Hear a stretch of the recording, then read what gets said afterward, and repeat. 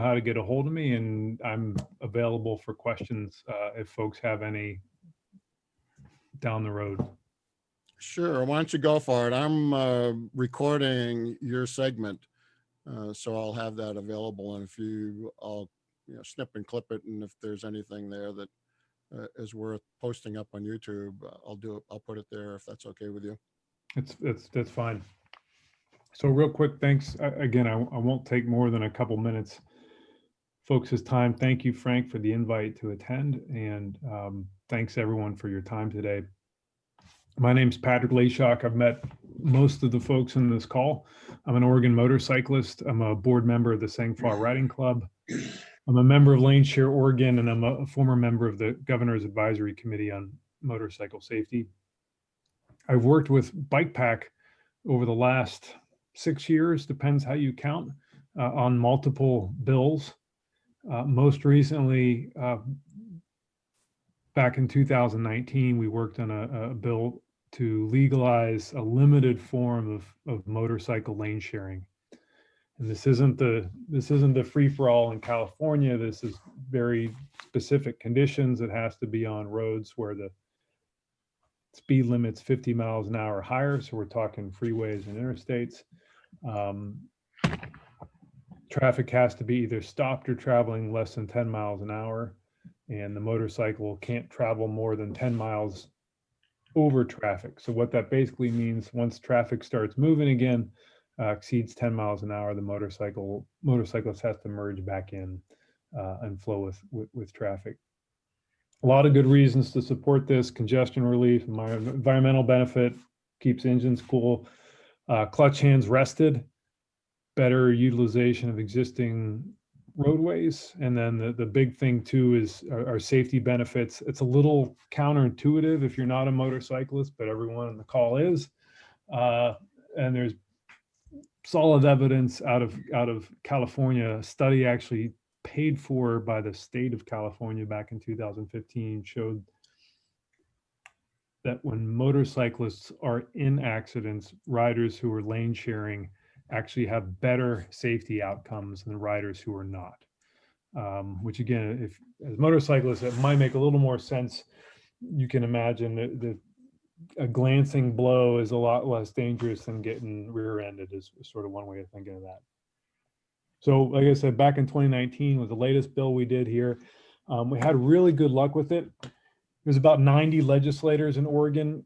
Over 20 of them put their name on this bill. So about 1/5 of the entire Oregon legislature supported this bill. It was about 50-50 Democrats, Republicans, about 50-50 House and Senate, and a mixture of rural, urban, and suburban districts. So very broad coverage. I think as Don Mason put it last week, it was a kumbaya bill. Everyone got together and from all different sides of the political spectrum. So we got something coming up for the 2021 legislative session. Could use your help if you're interested, and we're laying the groundwork for communications and stuff. So I'd say stay in touch. There's a great website at laneshareoregon.com, and I'm guessing, Frank, you might be able to circulate that, please. There's a video, as you mentioned, there's a 2.5-minute video there that gives a nice summary of the bill back in 2019, but it's still relevant today. And again, in the next couple of weeks, things are going to spool up as the legislative session starts. So folks have questions, happy to answer now. Again, I can't stay too long, but I will give you my phone number, or you can get a hold of me through a few folks on this call. So questions, or yeah. Patrick, thank you. Yeah, I was just curious. So is it pretty much the same bill as it was the last session? Yes. Yeah, yes, with an asterisk. So last year's bill was introduced, and some amendments to that bill were proposed based on feedback we received from a number of groups, including the Governor's Advisory Committee. So we're getting in a little nitty-gritty of the legislative process here. Those amendments were proposed but not adopted. And so what we've done in the 2021 bill is going to take the amendments that were proposed and it's already incorporated in them. So it's a step forward. Okay. In Okay. particular, it incorporates feedback from the Governor's Advisory Committee on Motorcycle Safety. Okay, good.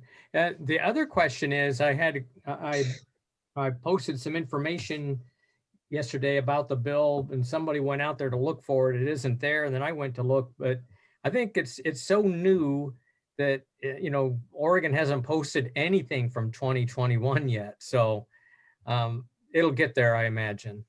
Yep, that's correct. The session has not started yet. It's still ramping up. So, Okay. yep, we got Well, towards the that's end of the month, you'll start to see it. Okay. Thank you. Other folks have questions or comments? Happy to talk or do what I can to answer them. Well,